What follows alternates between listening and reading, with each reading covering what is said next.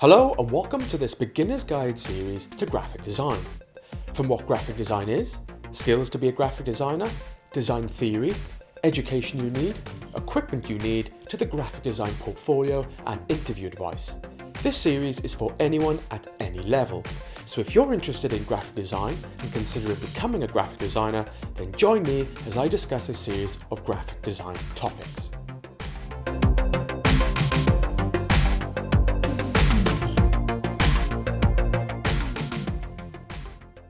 Now, graphic design is not simply about making things look good. In graphic design, there are principles of design that can be considered. These principles are what typically separate good design from bad design. These principles all have a relationship between each other and appear in every well-designed piece of work you see. A good grasp of design theory will mean there is always substance behind your work. The key principles of design are contrast, hierarchy, alignment, balance, proximity, repetition, simplicity, and function. Whatever work you produce, be it for magazines, a poster, a website, or advertisement, these principles of design should be considered. A good designer keeps these principles and guidelines in their toolkit and will consciously use them to develop their ideas. In this video, I'm going to discuss the second key design principle and discuss hierarchy as a design principle in graphic design. In this video, I'll be referring to some visual examples. If you wish to take a closer look at these, you can find them in the downloadable PDF document that accompanies this series. Link is in the description. So hierarchy is the control of visual information in an arrangement or presentation to imply importance. Hierarchy influences the order in which the human eye perceives what it sees. In design, we use hierarchy to add structure, create visual organization, create direction, add emphasis, and help a viewer navigate and digest information easily. Hierarchy is typically created by contrast between visual elements in a composition. Typically, visual elements with highest contrast are noticed first. Using hierarchy, we can control how a viewer engages with information to ensure that information is navigated and digested in the way it is intended. For example, where we want the eye to look first, where we want the eye to look second, and where we want the eye to look third, and so on. Establishing clear visual hierarchy is important because it holds a design together. Used effectively, hierarchy can make a complex message simple. In design, hierarchy can manifest itself in many visual ways. It's through the careful consideration and arrangement of visual elements that creates a clear hierarchy. Hierarchy can manifest itself in many visual ways, such as in scale, colour, contrast, space, alignment, shape, and form. So looking at the PDF, here are some basic hierarchy design principles. So the first example is hierarchy in scale. Here we have some stroke lines going from thick to thin, from top to bottom, in 8 steps. The hierarchy of scale in these 8 steps also suggests direction of hierarchy. The flow of importance here starts from the top and travels down from thick to thin. Now the next example challenges this perception. Here we have the exact same comp, but this time the colour has changed. In this example, the thinnest stroke is the darkest colour and the thickest stroke is the lightest colour. Even though the strokes are larger above, the thin stroke is perceived as bolder and stronger because it's more apparent and appears closer, more in focus. By changing the colours, we have changed the hierarchy structure. Now it could be said that the hierarchy now travels from bottom to top, from thin to thick, because the darkest colour attracts the eye first. So this next example demonstrates hierarchy again in scale, but also in contrast. Here we see a grid of circles with a single small one. By contrast in scale and number, this suggests that the larger circles carry more importance than the smaller one. Now, if we modify the colour, this creates a new dynamic and shifts the hierarchy. The smaller circle is now darker. By contrast, the smaller circle is now more prominent. So in the next example, we see hierarchy in colour again. The shapes on the inside are darker than those on the outside, so we perceive them as more prominent. Though if we change the space of these shapes, through overlapping, we now create a new hierarchy. Hierarchy here is no longer determined by colour. The shapes that are on top appearing closer to us are the shapes we see most clearly, which are perceived to be the most prominent. Hierarchy is now defined by space. In the next example, we have the same shapes in various colours, but this time the shapes are in various sizes with various blur effects applied. This creates an illustration of depth. Unlike with space, in the previous example, it's not necessarily about the shapes that appear closer to us here, but the shapes that appear the most clear to us. So the shapes that are the most in focus do a better job of attracting the eye, thus become the most prominent. In this example, hierarchy is defined by depth and focus. So in this last example, colour and alignment of shapes is suggesting perspective and movement. Here we perceive the shapes coming closer to us. The flow of hierarchy here starts from the perceived front and moves towards the back into the distance. So those are some simple principles of hierarchy. Now in design, depending on the simplicity or complexity of the intended message, hierarchy in design can exist in multiple forms and compete against each other at the same time. If we take a look at the next page in the PDF, here I have some common practical design instances where hierarchy plays a role. So for this first example, I have a simple index page. Here we have a lot of information, but through the consideration of alignment and space, each subsection from the top down takes a step to the right, and there is adequate space separating the individual parts. The header and subheader is a different and bolder typeface to the body copy, highlighting important breakpoints.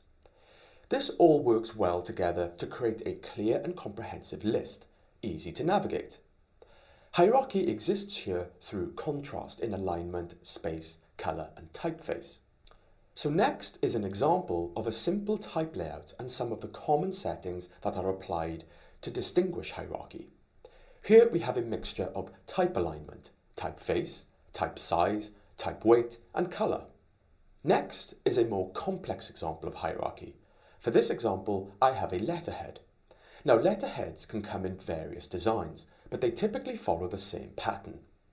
Here, hierarchy is working in composition as well as typesetting. Letterheads will almost always lead with a brand.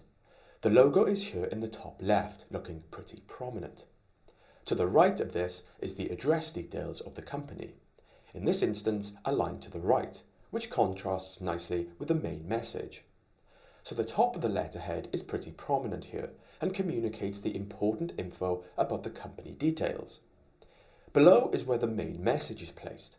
Notice the margin here is quite large. This leaves for some nice negative space down the left-hand side, which creates a nice clean design, which also gives prominence to the logo. Below this we have the details of who the message is from, and below this we have a footer with some required details. We have a small horizontal stroke to partition this away from the message, and the type size is smaller not to clash with the main message.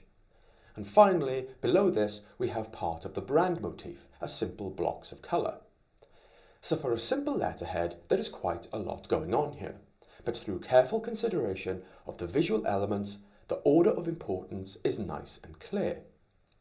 So next is an example of a simple infographic.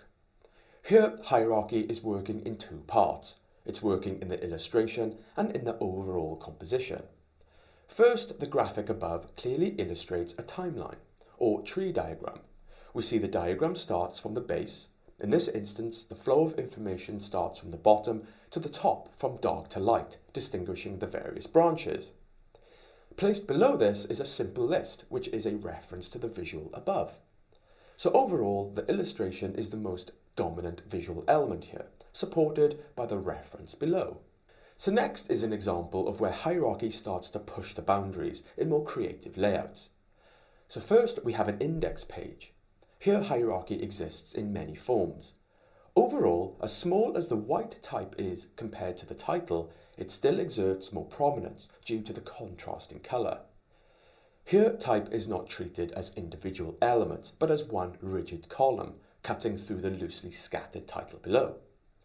Within the column itself, we have a number of type sizes and weights, which creates contrast to distinguish order. The title is left as a playful decorative piece, in a darker tone, allowing the column type to come to the front. Next, we have a simple layout that could easily be a magazine article. The composition immediately draws your attention to the large, playful type layout. The article title wrapped around the body copy. Next, we have a subheader and the body copy below. Contrast is created between the subheader and the body copy by two different typefaces and sizes, and also by the right alignment of the subheader and the left alignment of the body copy. Below this, we have a small horizontal stroke, signifying the end of the article and signing off with the name of the person who wrote the article. So the next example is where hierarchy starts to get really complex. Here I have an example of a typical magazine cover and a newspaper cover.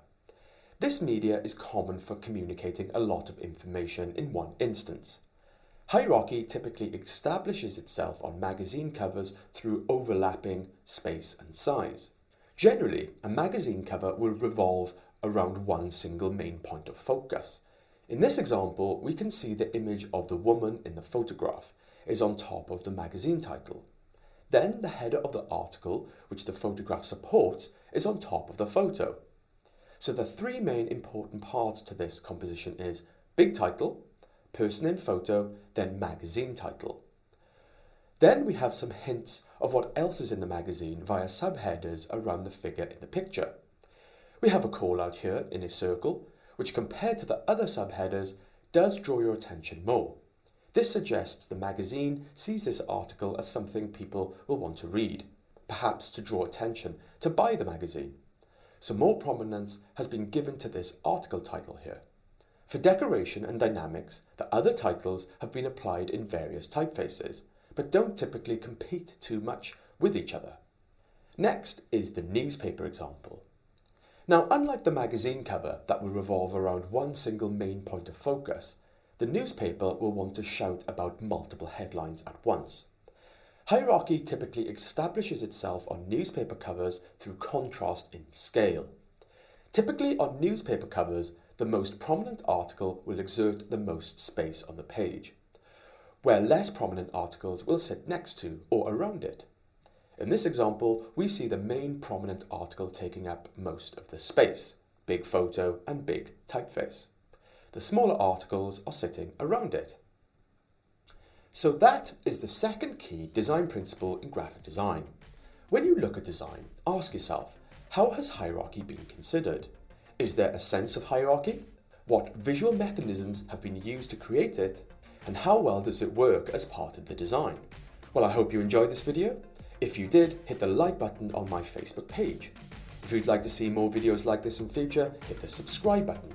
And you can also follow me on Twitter at TastyTunes. So the next key design principle is alignment. In the next video, I'm going to talk about alignment as a design principle in graphic design. So see you in the next video.